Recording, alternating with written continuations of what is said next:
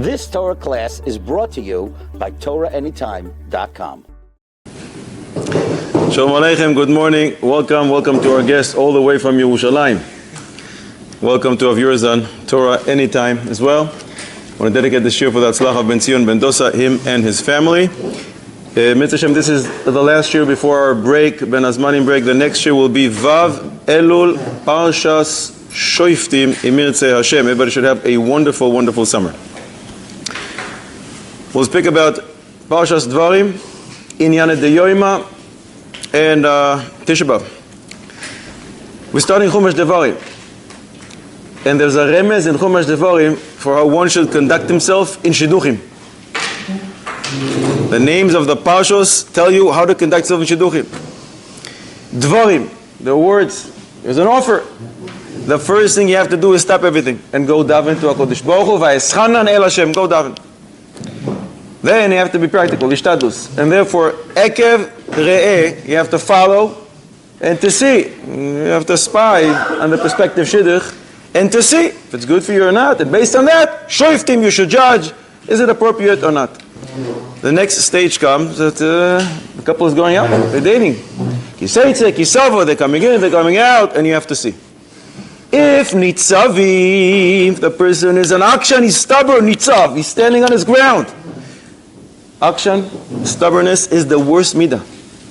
And if you see the person is an akshan, is a stubborn, vayelech, get out of there, split. But if ha'azinu, they actually listen to each other, vezoy sabracha, they will have bracha, and they will have atzlacha, and they will have a dwelling place for the divine Imirtzeh Hashem. In the past we asked, what are other names for Chumash Devarim, and we found 4 names. Obviously Devarim, Mishneh Torah. We said in Avodah Zarah Chafei Amud Aleph it is called Sefer HaYashar according to the opinion of Rebbe Lazar. And in Tanat ve'Eliyahu, Torah that we learned from Eliyahu Navi, we find that it is called Sefer HaToichechos. But now we're asking for a 5th name, riddle of the week. Is there a 5th name to Sefer Devarim? Chumash Devarim, 5 names. We now have 4. We're looking for the 5th. Mishneh Torah after Mishneh Torah, Sefer Devarim, Chumash Devarim, right? Chumash Toichechos. Toichechos rebukes, because Moshe Rabbeinu at the beginning of the Chumash rebukes Klal Yisrael, and Sefer HaYashar. 5th name? Eile. If you have a source, we'll accept it. Otherwise, burden of proof is on you. Rokeach. I'm sorry? Something about Moshe's Sefer. If you tell me where it's written, yeah? Numbers is Bamidbar. We finished, now we're moving on to Devarim. Chiddush by the Rokeach. The Rokeach, Rabbeinu Harishonim, he called it Sefer HaMilchamois. So now we have 5 names to Chumash Devarim. The Gaon Mivilna says there are 11 journeys that one has to travel after he passes away. And he counts them. From his house to his grave, that's journey number 1. Then from the grave to Gehenom, and he says everyone goes to Gehenom, even a tzaddik. Which means maybe the tzaddik just goes there and watches from far, maybe just feels a little of the heat, but that's not full intensity. But everybody goes to visit for a short time. Then from Gehenom to Gan Eden. That's already the 3rd journey. Then from Gan Eden to the 7 heavens. Shiva Rekim, Chagiga Daf Yud Beis. So there we're up to the 10th journey. And the 11th is when he goes from there to Gan Eden HaElyon, the upper Gan Eden. And in each one of them, one has to give an accounting to everything that he did. Where is this alluded to in Parshas Devarim? Says the Gaon Mivilna. The passage says, Achadasar yoim mechoirev. 11 trips from Choirev. And that refers to his house that he left as if devastated, Charev. And therefore start 11 journeys. Mistama, many of you have heard, but about a month and a half ago, Friday, Erev Parshas Koirach, a seminary from Rechasim was traveling for a Shabbos Iyun, Shabbos Machane, and before the Shabbos, in the morning, they wanted to have a nice little tiyul, a nice little trip, so they left early morning. And at one point, they were traveling on a very narrow path, and the bus driver was playing with his cell phone, and they fell off the path, and the bus is tilted on the right side where the doors are, and it's stuck. So the girls quickly try to open the doors, can't open the doors. Everything was tilted because of the accident. They didn't have hammers in this bus, even though it was a new bus, to open up, to break the windows. Weren't able to. And they're fighting with the door. Finally, miracle happens. In the front door, Baruch Hashem, they were successful in opening it. And there were 45 girls on this bus. And slowly but surely, Baruch Hashem, took them about 3 minutes in a very orderly fashion. Each one goes out. And they were smart enough to understand that any second this bus can mamish fall completely, and on the side of the doors they will never be able to escape. So they all walked on the left side of the bus, and Baruch Hashem, everybody got out. There was a small fire at the end of the bus, but they're all able to come out. A couple of minutes after they came out, the gas tank explodes, and the bus completely burnt, completely. All their belongings, suitcases, everything is basically destroyed. The experts that came there after said there are unbelievable 2 miracles that happened here. First of all, that all the girls were able to get out of the bus before it exploded and burned, and that the bus didn't fall. It really was supposed to fall. It's like tilted somehow. So just like in Tisha B'Av, where Kodesh Baruch Hu put out his wrath on the stones and wood of Beis HaMikdash and its vessels, so too HaKadosh Baruch Hu here come down his wrath as if on the suitcases and their belongings, that to these students was very important. They don't have great valuables there, but to them was very important. They had their Shabbos clothing, they had jewelry, they had expensive cameras and pictures inside the cameras, which to them was very expensive. So there was no insurance for the valuables. There was insurance for the girls themselves, for the passengers, but no insurance for the belongings. So nobody is going to compensate them. It's a great loss.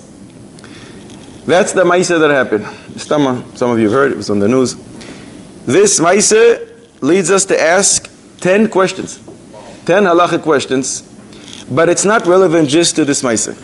It's relevant to so many tragedies that we've all heard about and everything that we've been experiencing in the last 2 years. So it's very relevant to many of the shadows, to many of us. So the questions that we will deal with are, first of all, they found some belongings that wasn't completely burnt. No siman.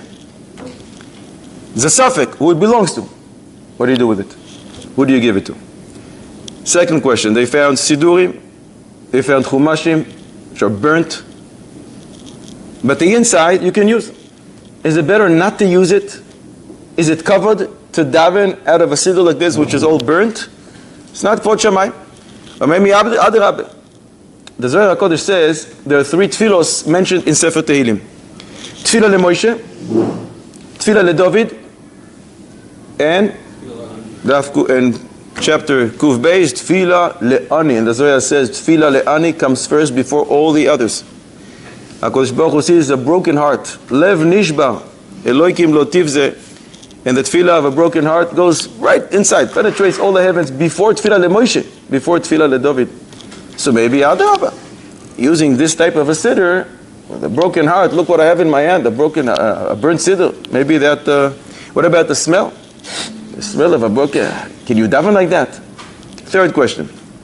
One of the girls didn't have a suitcase back home, so she borrowed from her friend. This suitcase was burnt. Does she owe a suitcase to her friend? Fourth question.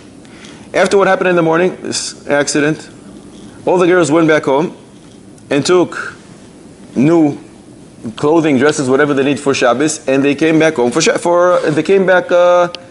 the machane, the Shabbos together.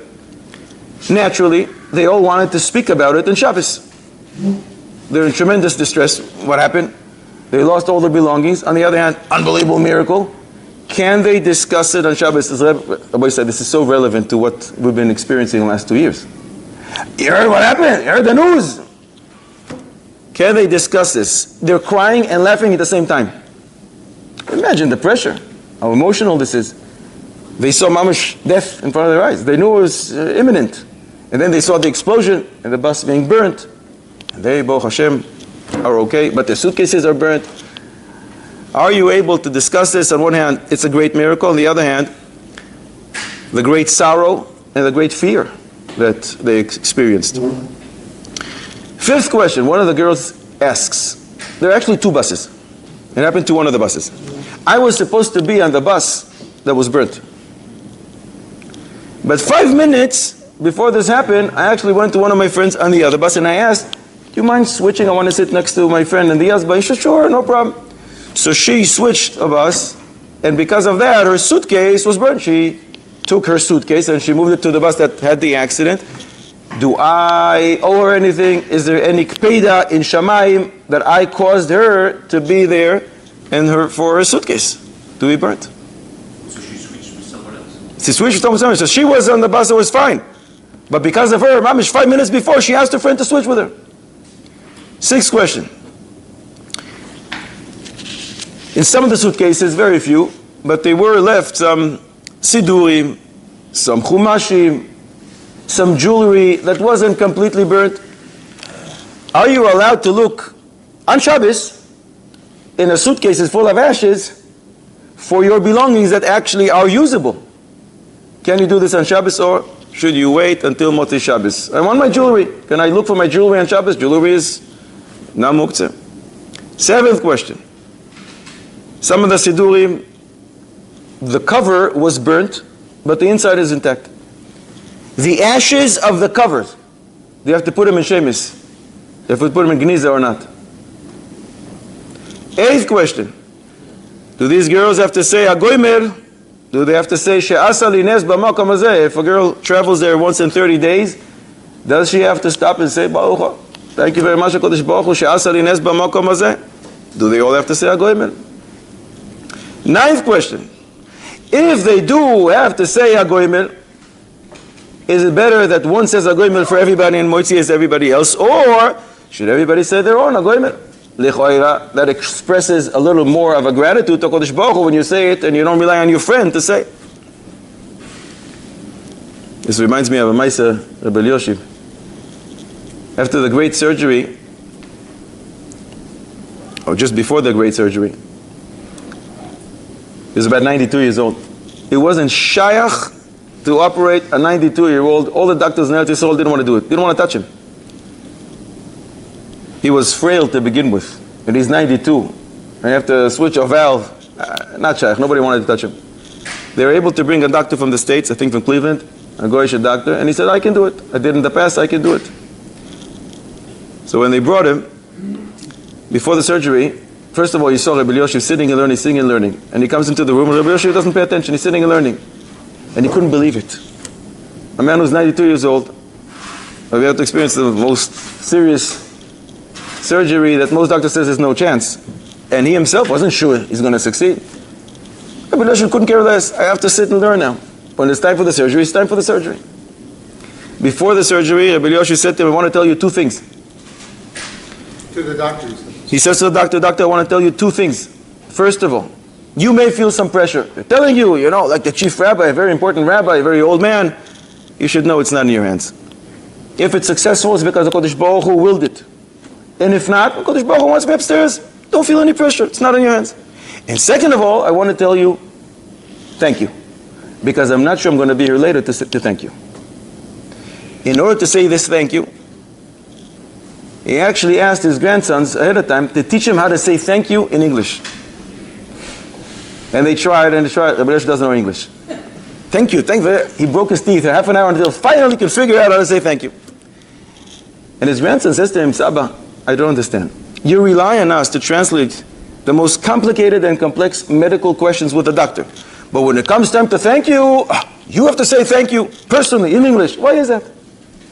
So Rebbe Yoshiv says to him, thank you in a language that a person doesn't understand is meaningless. Rebbe Yoshiv never said anything without a source. The source to what he says is Abu Dam. The Abu Dam in his Perush on Shmoneh Esrei says, why is it that you rely on the Chazan and the repetition, to ask for you. Atachoinen, wisdom, refainu, refuah, parnasa, everything, chazan, you do it. I'm going to sit here and watch. But when it comes time to moedim, you say, whoa, chazan. Let me do it myself. You stand up, you bow down, and say, moedim anachnu lach. Why? Why can't you rely on the chazan? You see from here, says the Abu Da'am, thank you. Has to be personal. So, what should we advise these 45 girls? Each one should say on its own, or one, berov am hadras melech. It's more glory to the king when one says it and everybody responds with an amen. What's the right thing to do? And the 10th question, Baruch Hashem, these girls came out in a very orderly fashion. Siyata dishmaya. They didn't lose their cool, and they all said, Yoishev beseser elyon teilim, Sadi Aleph, and they, Baruch Hashem, were able to get out of the bus. But did they do right? Chayecha koidmin. Should every girl try to go out as soon as she can and not stand there? Imagine you're the 45th girl. You're standing all the way in the back, waiting patiently. Maybe I'll be able to get out of it. The fire is already burning. A small fire in the end of the bus. Who says you're going to make it? Push and shove and get your way out of there. What's the right thing to do? Chayecha koidmin lechayecha vecha. Rabbi Akiva taught us, but Metzias Samar Beis, you come first. It's very nice to stand online when you're waiting to get on the bus. When you're waiting in Kupat Cholim or in the supermarket. But here, what's the right thing to do? So Abba Yisai, Dayani Mumchim, let's start with the first question. First question was, we found some belongings, we don't know who it belongs to, there's no simin. What do we do with it? From this bus? Yeah, after the fire, you found some things that you don't know, you can't identify. It's a suffix. She says it's mine. No, she says it's mine. What do you do with this? Before they look at all this stuff, they collect the stuff, and the girls should write out what they're missing. They're all missing the same thing. I'm missing my jewelry, I'm missing my siddur, I'm missing my chumash, I'm missing my stockings. So No simin, and a few girls are fighting for the same thing. What do we do? Usually when there's a lost object, we say describe it, or we try to... No simin. You can describe something that has a simin. Have the same jewelry. Same stockings. The same very simple ring or bracelet or whatever it is. Oh! We learned the halacha. If something fell into the ocean, major waves, zuto shel yam, as soon as it falls in, it becomes hefker, it loses its owners, even if the owner is standing there and watching this and says, I don't give up ownership. No yirush. It's not going to help him. It's called zuto shel yam. So as soon as the bus starts going in flames, this is called zuto shel yam, and it is hefker. Hefker means whoever grabs it first, it's his. Shulchan Aruch does say that even when there is zuto shel yam and you find something like that, hayashar ve'atov, to do the right thing in the eyes of HaKadosh Baruch Hu, is to give it back to the owner, unless the finder is poor. The finder is poor, and the person who lost it is rich. There's no yashar ve'atov to bring it back. But otherwise, the yashar ve'atov is to give it back. But since here a few girls are fighting for the same things, the best thing to do is either to make a list of those girls who claim that it's theirs and to divide it among them, or make some kind of a lottery. Put your name in a little hat and we'll take out the note with your name, and whoever gets it, gets it. Whoever from Shamayim they want it to have it, they will have it. Second question. The poorest girls are taken. The what? The poorest girl? I don't think so. I don't think so. That's the halacha for the finder. If he is poor, he gets to keep it. If he is rich, he should give it back. He's not chayav to, but it's the right thing to do. But and how exactly are we going to define who is the poorest girl? These girls don't own anything. Everything belongs to their parents. So you want all their parents to give you their the income taxes statements in the last 5 years? I don't think so. Second question was, is it appropriate? Is it right? Should we? Can we daven with this siddur? It's all burnt. The cover is burnt. The inside, it looks like a burnt siddur. Is it right? Is it appropriate? Is it kavod shamayim? Or maybe just put it in gliza and get a new siddur? How do we view this? Abu Yisai, what do you say? If it's legible, why not? If it's legible, we can read it. If it's not legible, The smell. How can you daven like this? Is it kvod shamayim to daven? What about beautification of a siddur? Would there be a karas atov to use such a siddur? Akaras atov, how much they have to HaKadosh Baruch Hu. Say to use such a siddur to remember every day that these happened. That's what I'm asking you. Is there an Indian to remember the miracles by having a burnt siddur? Zecher asa niflei oisav, which means make a big monument and have a zecher leniflei oisav, who says it's by using a burnt siddur. You have a raya, I'll take it. Without a raya, we don't move in this place. We spoke about it one time. No. Did I bring any rayos? Without it, we can't move. Right? Wasn't there like a bullet or something? This is a test to see if you listened back then. Now, boy, say, what are you saying? Is there an Indian to commemorate the Nes by using an article like this? It's distracting. On the other hand, it maybe enhances their kavanah. You need a raya. Oh, the Rav says about the blood spot on the wall. You're sending a Sefer Hasidim. I think Siman Taf Mem Tes. He says, if there's a house that a Jew was killed, Kiddush Hashem, and then you want to come and paint, but there's blood on the walls. Don't paint that wall, blood. Why? It aggravates HaKadosh Baruch Hu, and it's going to hasten his nekama. It's going to revenge faster. Brings a pasuk from Yechezkel. But that's when the person was killed. We're talking about a case that a miracle happened. Over there was no miracle. So I'm not sure we can use that as a raya. How about Shifrei Luchos? They kept them in the Aron Kodesh. Shivei luchos munachos ba'aron. The broken tablets are also in the Aron. What's the miracle? They didn't put them into What's the miracle that they're commemorating? A miracle? the miracle that's saved. Why are there broken tablets? Because God Yisrael said avodah zarah. So Moshe smashed him. What's the miracle? It saved the Jewish people, didn't it? Is there a miracle there? I'm looking for a raya that a miracle happened and we're using and saving that item which is part of the miracle. Sinsenes Aman. Where was it stored? Are you using it? It was stored. And Yitzhak Hashem, it's coming back. It's nignaz and it's coming back, Yitzhak Hashem. Bekorov, bekorov, bekorov. What did you say? Did you store it? Saved it for many years until it became a takala, and then Psochim Dafnun, Chizkiyahu. No miracle. Like the Anshe Korach, the 250 men, they took the pans, no? Yeah. Shh. What did they make from him? Nikui Pachim, Tzipui LaMizbeach. Shh. Very good. Have a few more. The Navi, Shmuel, Aleph, Perek Yud Zayin. David HaMelech asks Shaul, give me permission, I want to go and fight Goliath. Shaul said, you're just a lad. This guy is a major warrior from his youth. Won't be able to take him on. And David HaMelech says, listen, I was a shepherd for many years for my father. Sometimes the lion came, sometimes the bear, and they would take a sheep. And I went and I fought the lion and I fought the bear. I was able to beat him. I saved that sheep. And I killed the lion and I killed the bear. And I'm going to do the same to this guy. I can take him on. The language David HaMelech uses when he says that the lion or the bear came and they took the sheep.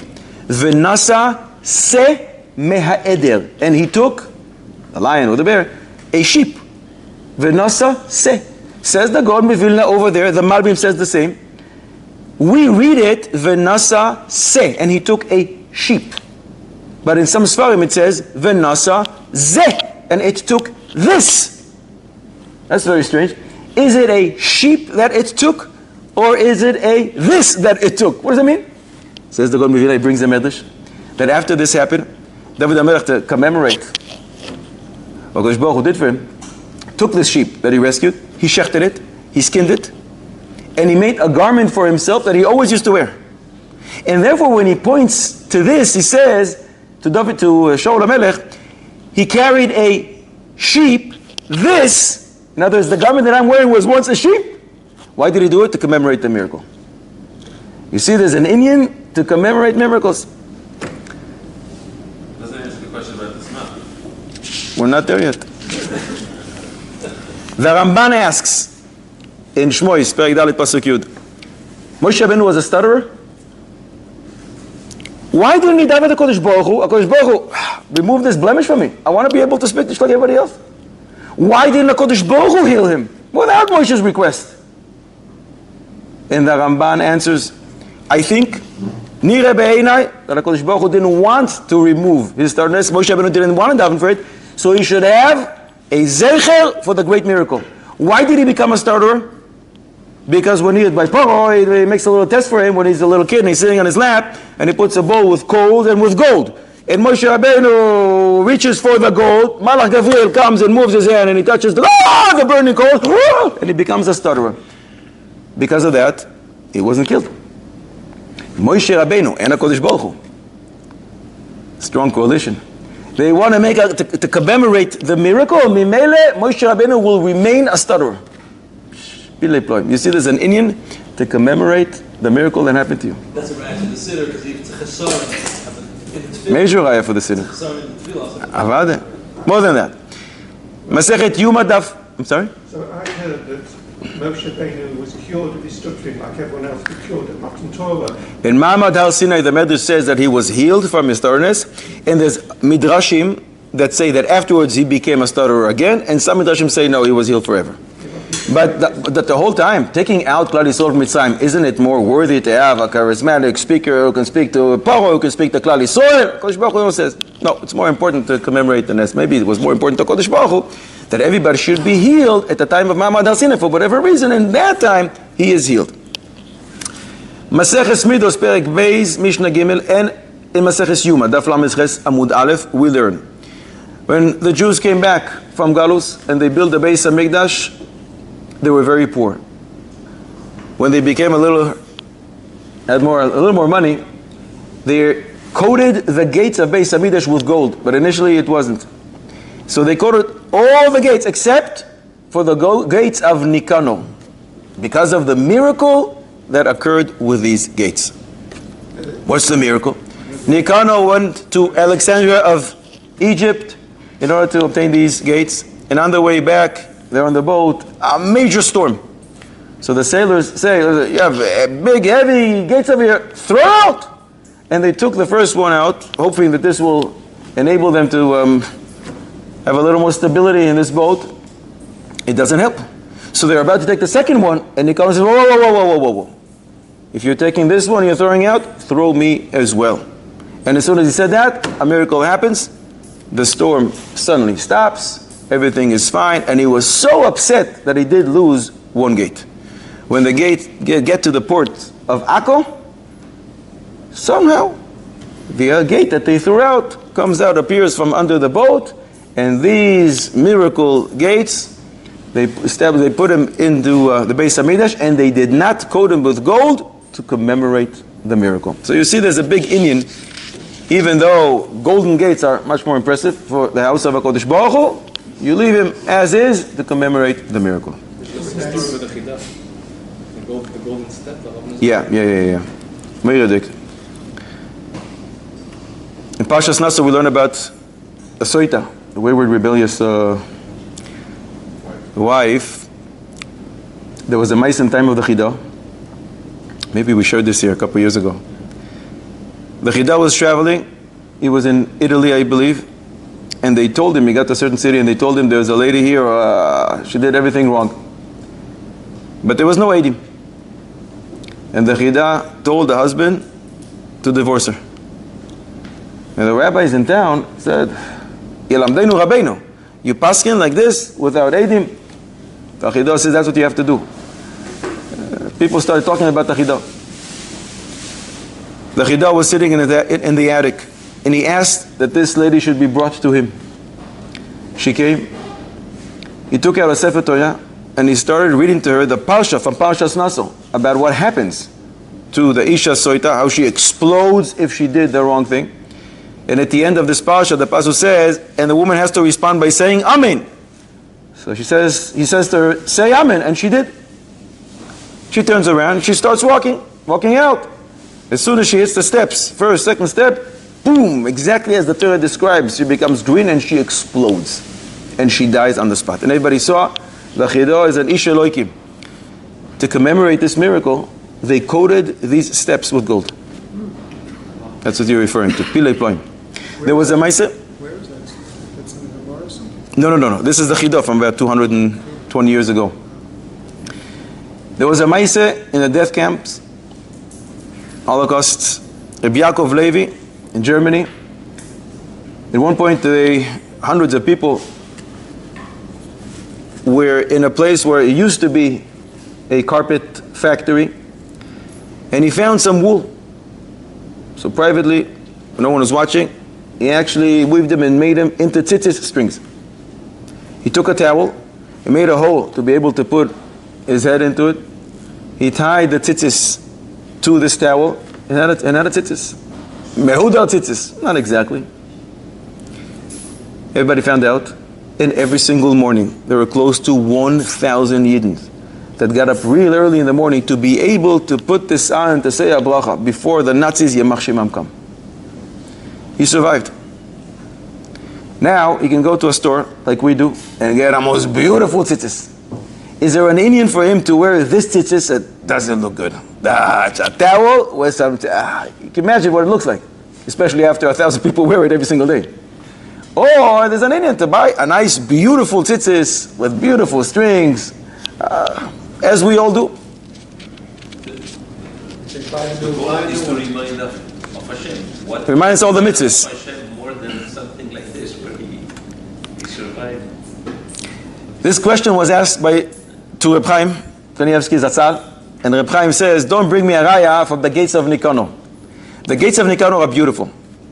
They're more beautiful if you put some gold in, but they're already beautiful. This tzitzis doesn't look so good. But, so if you get the tzitzis, mistam you should go get a nicer one in the store. But if you're the person that this miracle happened to, lichora, there is an Indian for you to wear it to commemorate the miracle. Back to our case with the Siddurim. Lichora, the best thing is, get a new cover. And on the new cover, engrave, this is to commemorate the great miracle that happened to me, Erev Parshas Korach Shabbos Taf Shin Pei Hey. And then you get two for the price of one. You have a commemoration of the miracle, and you have a beautiful siddur, and you get two for the price of one. We asked, what about the girl who borrowed a suitcase from her neighbor, and then went traveling, and this suitcase was burnt? Does she owe her, or not? Yes, she owes her. No rachamim. Zero rachamim. Yikov Adina Sahar. Doesn't know her. Nothing. Poor neighbor. Why do I have to suffer a loss? Because you went on a trip. Why is it my problem? She accepted, so once it's accepted, that everybody is again. She didn't, when she accepted to switch, I would say that's... Not switching. She borrowed a suitcase from her friend back home, and she went on this trip. The suitcase was burnt. When she comes back home, does she owe her friend a suitcase? You're saying no. What is she called? Shoyer. She's a borrower. A borrower is obligated, even an oines. This is a complete oines. I have no idea. How can I expect this other thing? And yet, she is a borrower, and she owes her a full suitcase. 2 points. But let's see about the next shayla. The fourth question, can they speak about this in Shabbos? Sefer Hasidim in Siman Kuf Yud writes, one should not speak about his relatives or friends that died, or that they are in sorrow, in order not to become upset himself. Mishnah Bura in Siman Shin Zayin, Seif Kotan Gimel, writes the same, and he says, you are not allowed to speak on Shabbos about things that cause you aggravation and sorrow. So are they allowed to speak about this or not? This was a miracle. It's a miracle. But you have to say everything. They were in such fear, and they're going to discuss it. And they're going to discuss everything that they lost. It just happened a few hours ago. I lost the special jewelry that I got from my mother for my birthday. My special Shabbos garment. I got this for my Afikoyman last year. You know how much the expensive camera costs? And all the pictures I had inside, I'll never be able to get them back. Can you speak about this on Shabbos? You just said yes. Mishnah Rishoina, Mishnah Achroina. Tfos Lashon Rishon or Lashon Achroin. So we won't be able to learn about Hilchos Tisha B'Av this coming Shabbos. We should be able to learn because it causes us sadness. Halachos you can always learn. First of all, because the Kodesh Baruch Hu wants you to know the Torah, and because you need to know what to do the following day. And if you're not going to learn it, and learn it Motzei Tisha B'Av, how is that going to help you? You need to know what to do on Tisha B'Av. It makes you upset. What's that? It makes the person upset. when you think about it. Halachos you must learn. But nobody asked them to speak about this. This is not an obligation. Where does it say in the Torah, thou shalt speak about what happened to you yesterday? Speak about it on Sunday. Is it Onik Shabbos? The more tsar, they can't talk about it. Shh. Gewaldig. Gewaldig. You hear what he says? Yes, it's going to cause them some anguish and pain when they speak about it. But for these girls, not to unload is going to be more tsar. Especially girls. Very emotional. Not to speak about this? You know what it's going to do to them? And it's an Oinig Shabbos to speak about it, and ultimately to speak about the miracle. And this is true like any miracle. Yetzias Mitzrayim. First, we have to go through everything that was terrible. Our enslavement, 400 years. You know, they butchered us. And Paro shechted 150 babies in the morning, and 150 babies at night, and bathed in their blood, and everything else. But then HaKadosh Baruch Hu took us out of Mitzrayim, and we speak about this in Yom Tov. Even on Yom Tov falls on Shabbos. So the way to speak about a miracle is to speak about the terrible things that happened before. So yes, they're going to have to speak about some unpleasant experiences, but this to them is an Oinik Shabbos, and it's going to be very, very distressful if they won't be able to speak about it and lock it in. So yeah, absolutely they can speak about it, and that's part of the story of the miracle. They can. Mistama, they should. Can we say that they can speak, but not to speak about the bad? No, it's part of unloading, and that's their Oinik Shabbos. In fact, the Rema over there in Shin Zayin says, if a person's pleasure on Shabbos is to speak about stories and the latest news, he's allowed to. We should ask him on Sunday, why is this what causes you pleasure? Why not a Blata Gemara? Something is perhaps wrong with your prioritization. But a girl who's not obligated to learn Torah, we have less questions than her. But this is something that just happened yesterday. Very excited about it. They were able to speak about it, and it's part of speaking about the miracle, and it's their Onik Shabbos. The fifth question was a girl that had to switch. Well, she asked her friend to switch 5 minutes before the bus ride. She switched with her friend. She was supposed to be on the bus that was burnt, and she wasn't. And because of that, her friend was on the bus that had the accident, and her friend's suitcase is lost. Is there a kpeda from Shamayim on this girl? You say no kpeda. No kpeda. Zero. They agreed. Of course they agreed. But lemala from Shamayim, how do they look at this? But it's like saying the bus driver, he's supposed to be there at 10:05 and he left at 10:10. Oh, so is he responsible for everything that happened? So like a person's decisions beforehand. You're saying she doesn't need any atonement whatsoever. No. I also agree, because the fact that maybe it was with Shamayim, the fact that this first person is supposed to be here. Maybe? No, It was from Shamayim. It was with Shamayim. Right, exactly. So with Shamayim, the fact that this person is supposed to be here, this person is supposed to be this. Why is she so guilty? I'm sorry? So why does she feel so guilty? She's sensitive, and it's very, very nice. But she's asking, should I feel like this or not? You see your friend's house, she's mishtatev b'tzar, and she's noise b'oidim chavero. It's very nice. The question is she right? Does she need any kapara, any tshuva, anything? Is there any peda? Should I do anything? I happen to agree with both of you. She doesn't need any atonement, and it was determined in Shamayim who is going to be on which bus and how much sorrow each one will experience. And this is not a Maise Adam that requires an atonement. This is a heavenly occurrence.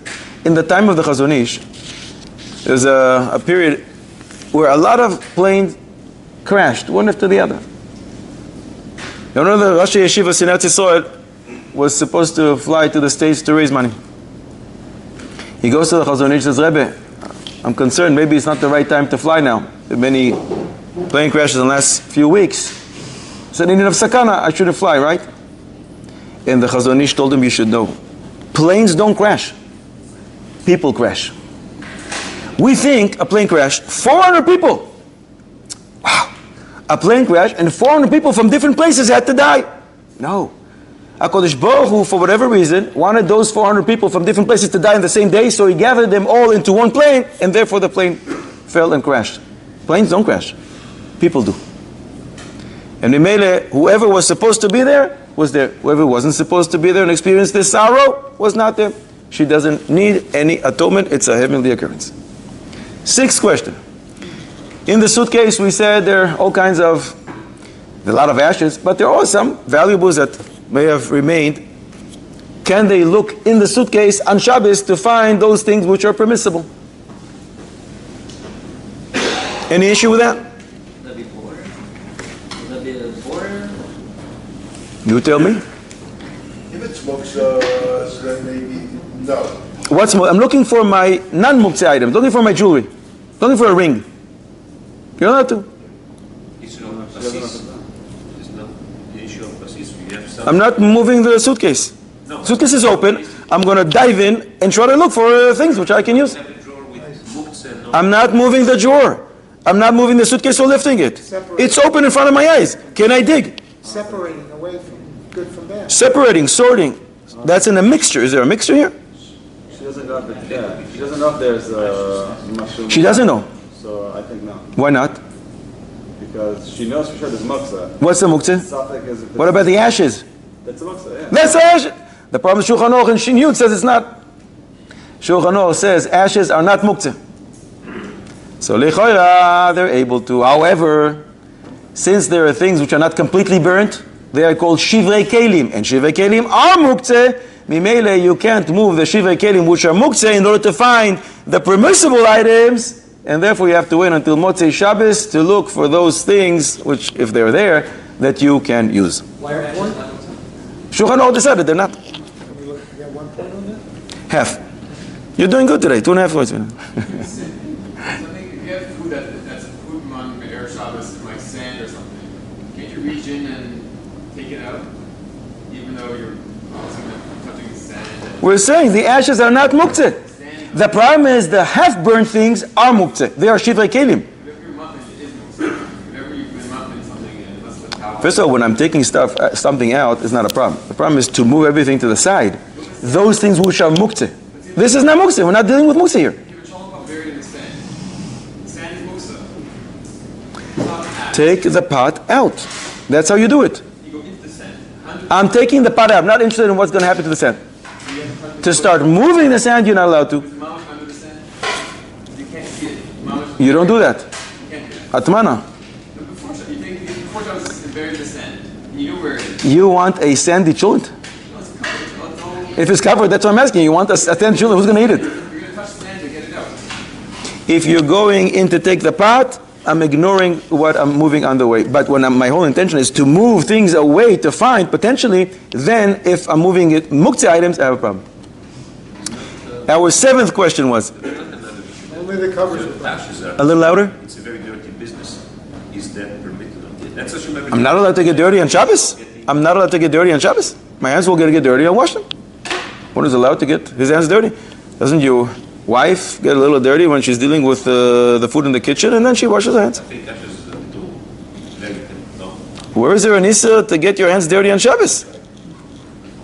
Rav mentioned earlier that the Shariat Siddur, he's motzei, why is he motzei them on these different barachot? Surely they've already yotzei in the lachash. We're not there yet. We're going to get to this question soon. Okay. That was just a question. We staged the question. Now hopefully we'll get there. The 7th question was, do you have to bury the ashes of the Siddur Chumashim cover? They were burnt. You have ashes here. Is this gnizable or not? You have to put it in shemis. Ashes of a cover of a chumash. Why is that? You have to put a page in, even though it's only one name of Hashem. You can't cut around it, can you? So the ashes, how much more so? On the cover there's the name of Hashem? No. On the cover is there a pasuk? The Siddur has the name of Hashem. Is there a pasuk on the cover? On the cover, no, but on this, what's in It says the name of the Siddur, it says maybe the name of the girl, and it says Aleph for Ashkenaz or Samech for Sfat. Let's connect. Ayin Mem for Eidos HaMizrach. Connected. Kol HaMechubar, it's like a yad. It's like a handle to it. Everybody agrees? What? Covers? You do not need shemis for covers. You don't need to put shemis. Ad sheva shlishi v'yachriya b'neihem. We have a big machlokes here. What's that? No, I'm talking about the cover of the Siddur. Soon we'll see if the actual Siddur was burnt and I have ashes mamish for the pages. Do you have to put that in Gniza? But I'm asking now about the cover. I'm thinking if Yeah, the cover is a tashmish kedusha, absolutely. So we would not bury that if that we would not put in Geniza. So you don't have to put a gniza. Is the cover of the Siddur and Tashmish Kedusha, or is it Kedusha? It's tashmish kedusha. So maybe we should. No need. Yeah, but it should do bury. How should we do bury? We do bury. That's what you do have to bury. Are we there? Tashmish mitzvah we don't. Like strings of tzitzis. The tashmish mitzvah. A page in the Siddur that has nothing on it is not. You could throw that in the garbage if it falls out. Really?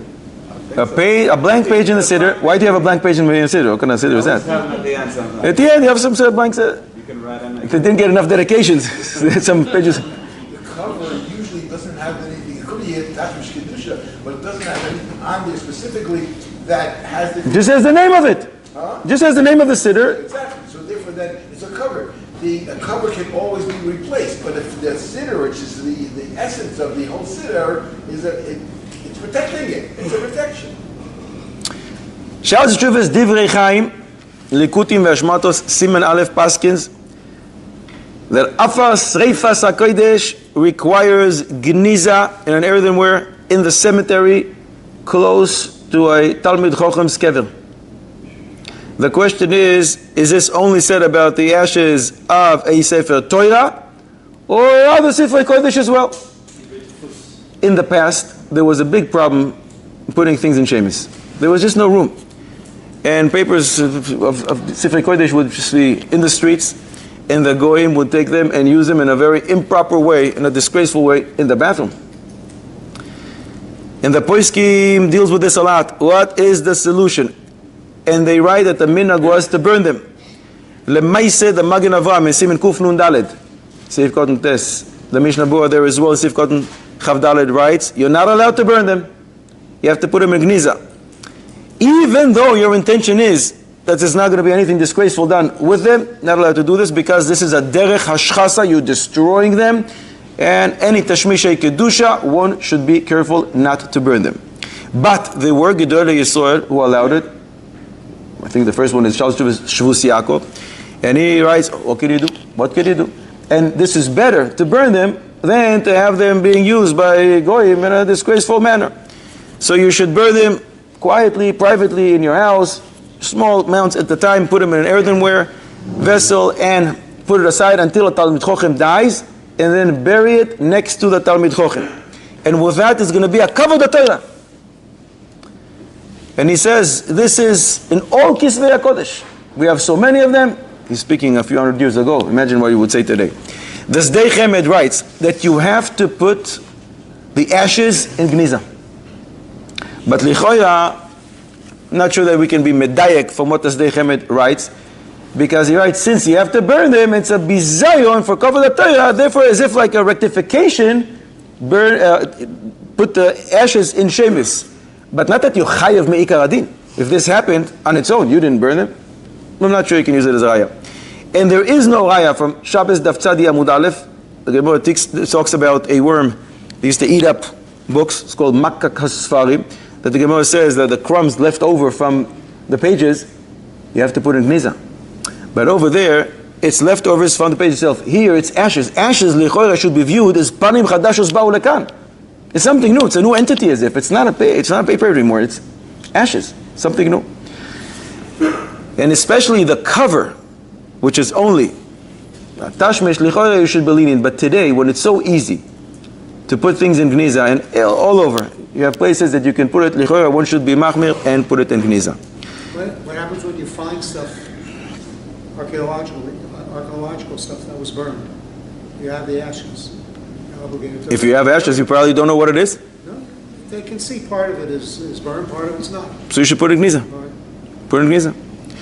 What about the bracha? She'asa lines b'makoi ma'azeh. Should the girl say it? You're saying yes. You're saying yes. Everybody disagrees? Open and shut case. She'asa lines b'makom hazeh. Nesa was very TV. I think we don't say bracha. Both parties are correct. Shulchan Aruch, siman smell. Siman reach, reish yud ches, siman smell. That's the way to remember it. Shulchan Aruch says, in safe test over there. Fragrance. He, It's better. Simon fragments. He brings two opinions of Shulchan Aruch. Some say that you only say she'asa nes on a nes that was above teva, unnatural, I didn't expect it, never happened before. Oh, you see, Mamish HaKadosh Baruch Hu's stretched arm. Then you say she'asa nes b'makom hazeh. Or second opinion, you were in a makom of sakana, you were saved, even if it was b'derech hateva. One has to say she'asa nes b'makom hazeh. The Biur Halacha says, we lemaisa don't say she'asa nes on derech ha'olam, on derech hateva, unless it was something above teva, then you say this bracha. In our case, it was a great miracle, there's no question about it, but it wasn't a nes that goes out of the realm of teva. Many times there's a car accident and people walk out. This is not above teva, and therefore they should not say the bracha, but they should constantly thank Ribono Shel Olam. And perhaps the best way is either to do a seudas horidaya, to say thank you to Ribono Shel Olam, having a nice festive meal, or, and I think it's better than that, give tzedakah to the aniyim in the amount of value at least of what they were planning to spend on the seudah. And the reason I'm saying this is because when one does a seudah, the intention is to thank Ribono Shel Olam, but also to enjoy a good festive meal. When you're giving money to aniyim and you're feeding them and you're clothing them, you have no other kavana. Your stomach is not going to enjoy from it. It's much more l'shem shamayim lichoira to do that, and lichoira it provides more nachas to Ribono Shel Olam when you actually help others than helping your stomach primarily.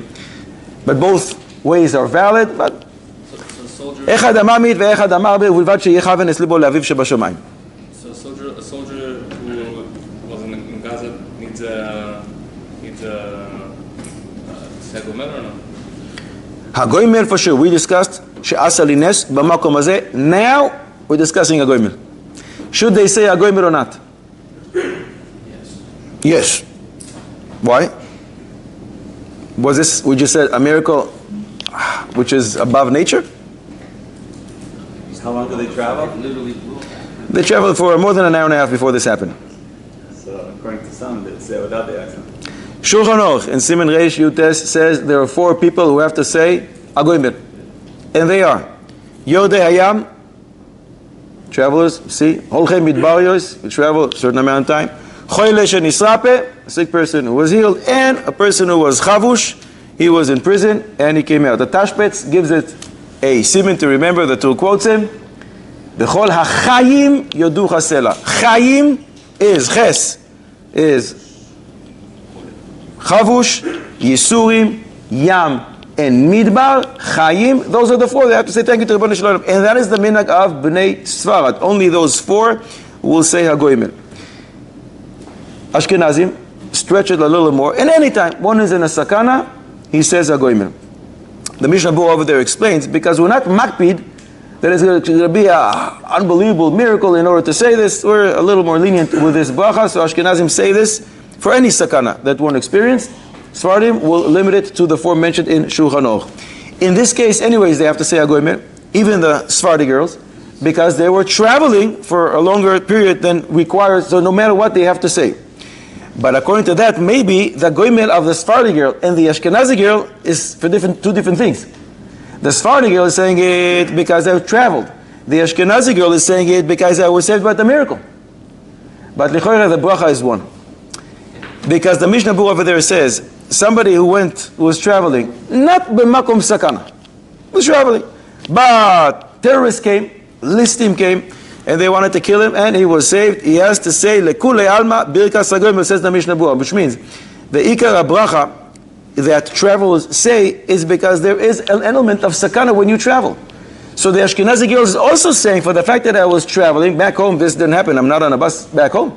So both Sephardi and Ashkenazi girl will say basically for the same thing, and that leads us to the 9th question: can one say, or should one say, the bracha to be moitzi everybody else, or is it better that everybody recognizes the Kodesh Baruch Hu's hatzala, and it's more expresses more gratitude that each one says on its own? What's the right thing to do? Berov am hadras melech, or each one says it on its own? This one, couldn't we say that they were freed from prison in the sense they were locked in the bus, they couldn't get out? I It was a prison. Yeah. The miracle happened, he opened the door. Can't we say that? The reason in the prison is because prisons used to be, and some places still are, a very dangerous place. Because of the other prison inmates, because of the people holding you there. Depends on what country. What's that? Still are in many, many places. Even in very normal and sophisticated countries. In this case, it was dangerous. It was about. This is not called a prison, even though they were in prison for a little while. If a person gets stuck in the bathroom and the lock, something broke, so now he's considered in prison until somebody comes and rescues him. I don't think he's called in prison. Don't we all, what kind of fear do we all have? Like a month ago, Iran fired 500 ballistic missiles in Israel, and 24 people were killed. You could expect tens of thousands to be killed. So aren't we all here to say, just at least in the commissaire or governor, to hold everyone to live? You can't, unless a person experienced a missile falling on his building and he was saved. But we owe a karas hatov to HaKadosh Baruch Hu, and in many, many shuls, in many public gatherings, they express gratitude to Hashem, and they do it by many places. They had a kiddush, a special kiddush, and thank you, Ribono Shel Olam, and davening and praising and telling all the miracles. Of course, we have a tremendous gratitude and a karas hatov. But not to go now? Don't say it, go now? No. Statistically, what was the chance that a person is going to get hit? Collectively, unbelievable miracle for all of us, but statistically, per person, to say a bracha, a big safek brachos lehakel. No need to say bracha. So Siman Reish Yutes in Hagoimel. The answer was each person says it? Now we're saying the answer. Shulchan Aruch says, Siman Reish Yutes Seif Hey, if one says Hagoimel, and he thinks about himself, he's not thinking about his friend. But his friend heard him, and has intention, I don't want to go there. I'll be Yoitze from your bracha. The friend is Yoitze, even without responding with an Amen. The Beis Yosef writes that the fact that the person who's listening to the bracha has to have kavana, that goes according to the opinion that mitzvos tzrichos kavana. But according to the Man De'ama, the mitzvahs do not require kavana, you don't have to have a kavana. And it works for you as well. The Meiri in Brachos Nun Daled Amud Beis writes, if one says a bracha for himself, and the other person says Amen because he wants to be Yoitze, I think, says the Meiri, it doesn't work for him. Lichoya, what the Meiri wants to say, that if you don't have a kavana to be Yoitze with this bracha, or the person who says the bracha doesn't have kavana to be Moitzi you, it doesn't work. But that's very hard to understand this Meiri, because the same Meiri, but this time in Rosh Hashanah Daf Kaf Ches Amud Aleph, he holds that mitzvos and tzrichos kavana. So why here the Meiri says, I don't think it works because you didn't have a kavana, and the person who said the bracha didn't even think about you. Lichoya, what the Meiri is saying, that this bracha is unique. Birkas HaGomel is not like any other bracha. The essence of this bracha is to say, thank you, Ribono Shel Olam, from you, what you did to me. Thank you so much for saving me. If you say thank you, without having kavanah to say thank you, it's meaningless. Similar to what we said before, from the story from Rebbe Yoshiv. And therefore, even though the Meiri normally holds that mitzvahs do not require kavanah, here it's a unique bracha. And here, even the Meiri would admit that you need a kavanah of the person who's saying the bracha and of the person who's hearing the bracha in order to be yoitze. So regarding one saying the bracha and bemoitzing everybody else, normally we advise people to say their own bracha. It happens many times at the end of Ben Azmanim, and a lot of people come from Chutz La'aretz. But if it becomes a tircha de tzibura, we advise one person, especially if it's the same type of miracle that or the same type of gratitude that the Yoah Kodesh Baruch Hu, to say, and everybody should have a kavanah because Shulchan Aruch says that it works. In the Chassam Sofer, in Sefer HaZikaron, it's brought that when he came back to Petersburg after the war that France, headed by Napoleon, had with Austria, and Petersburg was bombed, and the entire Kehila was saved. The Chassam Sofer says about himself, I stood up in the shul, and I said in the plural, Nata goimel lechayavim tov shegmalani kol tuv, shegmalanu kol tuv, that he saved all of us, and all the Kehila responded in the plural. He changed from matbea shetavu chachamim, he changed from the language that we normally say, and they all responded, mi shegmalanu kol tuv, not mi shegmalcha. This is a chiddush. And again, this is unique to this bracha. So lichoira, we should advise all the girls to say it, to one girl to say it, and to be moitzi everybody. Although, we have to mention that the Mishnah Berurah says that it's not the minhag of women bichlal to say this bracha. And the Achronim write, because this bracha is said in front of 10 people, and it's not sneistic for a woman. Shlomo Zalman Auerbach writes, Kol kvuda bas melech pnima. Women are more, they stay inside. It's not so sneistic for her to stand in front of 10 men. But lemaisa there is a machlokes. The Birkei Yosef and many Sfaradim hold like that.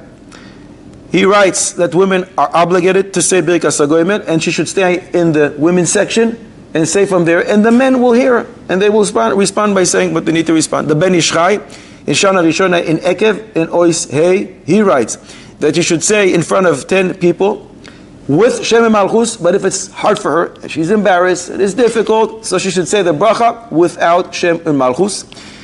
And the Kaf HaChaim also writes that you should not say it if he doesn't have 10 people because of a chashash of a bracha levatala, and because it's not the honor of a woman to stand in front of men, she should stand in the women's section. Men will hear her, or 10 of her relatives, and will say it.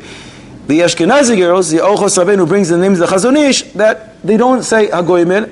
Mincha Shlomo Zalman Auerbach says that the reason is because of Kol Kvuda Bas Melech Pnima, and only a lady who gave birth, and many people normally gather in her house, the minhag is that they do say, it's like a kolban Torah, even though it's not mamish a kolban, but a woman who gives birth must bring a kolban Torah. Hopefully she will soon when Beis HaMikdash will be built. So he writes that in Yerushalayim many are noyeg to say this bracha, and some come to the shul and they hear Baruchu, or the husband's aliyah, he gets to say Birkos HaTorah Baruchu, and that's moitzi the women. So in this case, lichoira, the best thing to advise them is that all the girls should be in the women's section. And a Sephardi girl from them should say the bracha. All the men will hear it and they will respond. And she should say it in the collective, in the plural. Mishagmalanu kol tuv, just like the Chassam Sofer did. The 10th question. The Devarim should also say it in the plural like the Chassam Sofer? Yes. She should say this in the plural. Shagmalanu kol tuv, and they will respond to her. Mishagmalchem kol tuv, in the plural. And the Sephardi girl should say it, and that covers all bases, especially when she's standing in the women's section, especially if she has some of her relatives in the shul. The 10th question was, they all left in an orderly fashion, saying, Yoshev, Beses, Elyon, Gevaldik, such great girls, they didn't lose their cool, but is that the right thing to do? By Metzias Samach Beis, we learn, Chayecha koidmi lechayei chavecha, your life comes first. And again, think about the 45th girl standing there,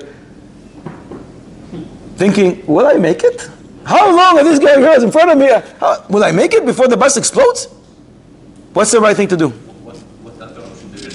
She bumps everybody else to try to jump. We don't push, we shove. Run as quickly as you can. Your life is dependent. It's a mamisha, chaim and mavis. It's a life in the situation. Don't make calculations. Climb on the seats, climb on their heads, and the girls in front of you. Who cares? They were going slowly because of saying that he didn't. I didn't understand. Not because of Tehilim. I'm just saying, they're such good girls, such mamish, tzadikois. They didn't lose their cool. They're all standing there, one after the other. Yoshe b'sesar elyon b'tzel shaka yisloinan, and they're slowly getting out of the bed. Fast, going out of bed, but not pushing each other. Is that the right thing to do when you're the 40th girl? Tip over. So make sure you go on the left side and you push. Get out of there! Chayecha koidmi lechayei chavecha. If they push each other, Yeah. it'll be more chaotic. And therefore, what about chayecha? Your life comes first. I don't care about the others. It may take longer if you keep pushing. Oh! If you push and shove, or push or shove, or both, it's actually more dangerous. And that's actually going to prolong the whole process. And that can cause a Miron tragedy. And it already happened before. Shabbos Daf Samech Amud Aleph, we learned that the Jews were hiding from the Romans in a cave. And they heard the Romans coming, and they were so nervous, they're starting running out, trampling over each other. And more people were killed by that, by themselves. More so than what the Romans killed them. That's the first Miron tragedy. The second is in Eruvin Memhei Amud Aleph, a similar story.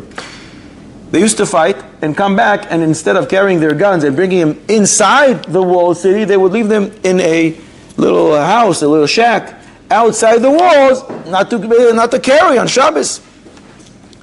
At one point they did that, it was on Shabbos, and the enemies came, and they realized that's where they store their weapons. So they came in, and because it was such a narrow place and crowded place, and everybody was fighting, they were killing each other, trampling over each other, and they killed more people than what the enemies killed. And similarly in Yuma, Chav Beis Amud Aleph, we learned that the Kohanim were so excited to perform the Avodah, so they would run on the ramp, pushing each other, and Chazal said, oh, this is very dangerous, and therefore they instituted a lottery. So it's not whoever gets there first gets to do the Avodah, it's going to be in a very orderly fashion, and therefore we should praise these girls that did exactly what they needed to, even though the instinct is just to get out of here. But they stood there online, and that is actually what saved them and lessened the danger, and that's the right thing to do. But we should give some chizuk to these girls, but it's not just to these girls. I said before, this is shaykh to every one of us, especially during these last 2 years. It's very important to know what Rabbi Yonasan Eibshitz says. Rabbi Yonasan Eibshitz says that if a person experienced a miracle and he was saved from death to life, he should know upstairs they view him as a very, very chashuv person.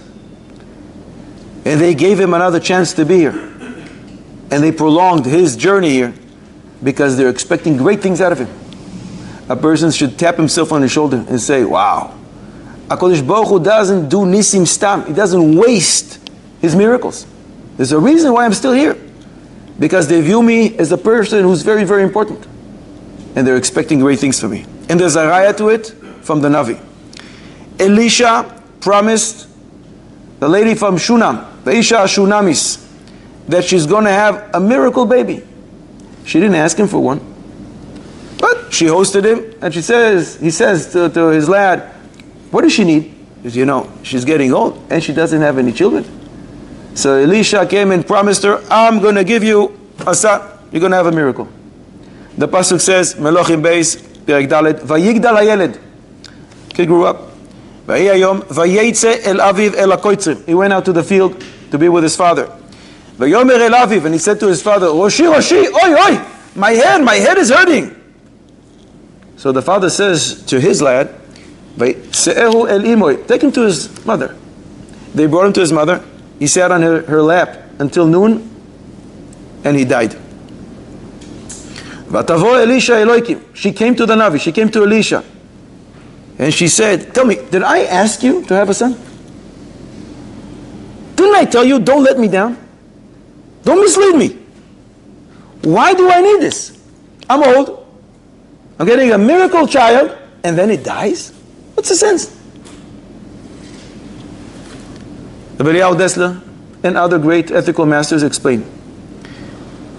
A kid that was born in a miraculous way, you don't make him into a farmer. The pastor says he went to be with his father in the field. The koitzim, those are cutting the grain, the harvest, whatever they're doing. You don't make a miracle child a farmer. What were you thinking?